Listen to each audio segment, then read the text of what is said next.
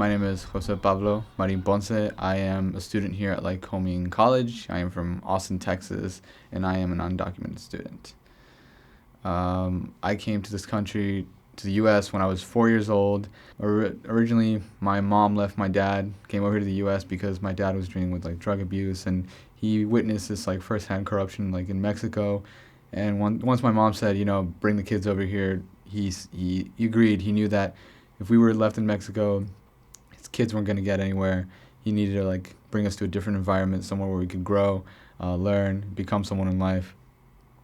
We ended up staying at a house, someone's house, someone that lived near the border. We stayed with them for a couple of days.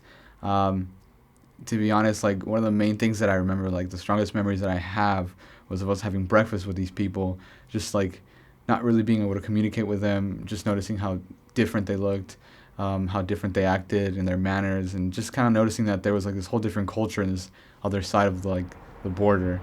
Actually, when I come down here to the river, it really reminds me of of my first time camping with my brother and my dad and my family.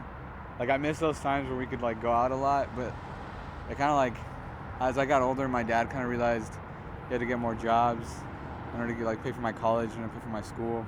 So I think it's been a good while since I last went camping. It was probably when I was 10. I'm 20 now. It's been 10 years since I went camping with my family and stuff. So it's something I only tell people that I'm really close to. I'm not ashamed of it, and it's am I allowed to talk about the election? Now that Trump is president, people are that you shouldn't tell people that you are undocumented, that you're with that guy. It's but I don't see why I should go back to hiding in a way of oh, I'm undocumented. It's who I am. I'm not gonna deny it. I'm not gonna apologize for who I am. when it comes to coming into the country with a permit, it usually takes a long time. It takes maybe a couple years. It's a long process, just the citizenship process here in the U.S. My mom applied for citizenship as soon as she got here, and it's been about 16 years now, 16 years, and she hasn't even received a response. The only reason that most of the time the government will let you in is if your country is if you're considered a refugee, if there was war or something, they're not going to let you come just because you want a better life for your family, which is why most of these people come here. From my standpoint, you kind of you're overshadowing all these kids, all these families that came to the U.S. to look for better jobs, to give their kids an education, just because there's a couple of few of us that have decided to take the criminal route.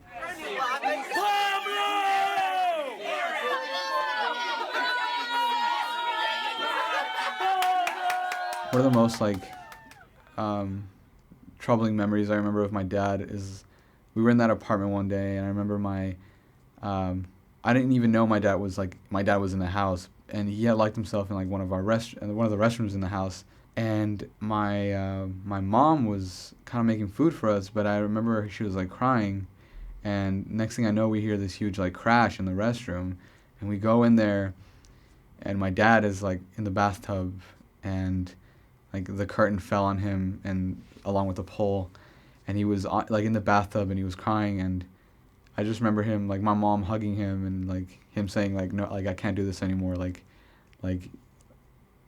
sorry, I'm getting kind of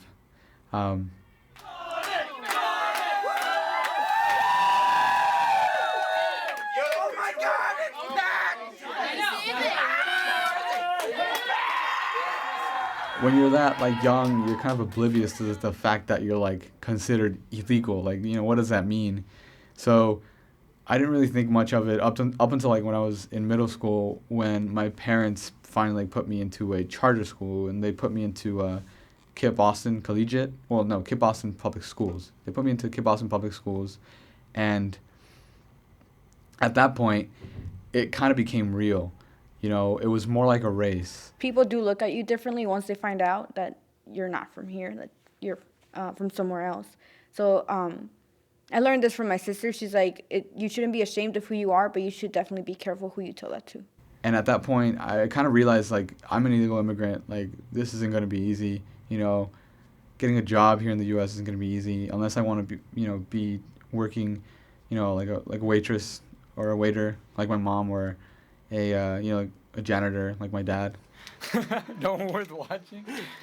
Nowadays, people seem to focus more on our differences than they do on just realizing that we're all human beings trying to make it, in this world.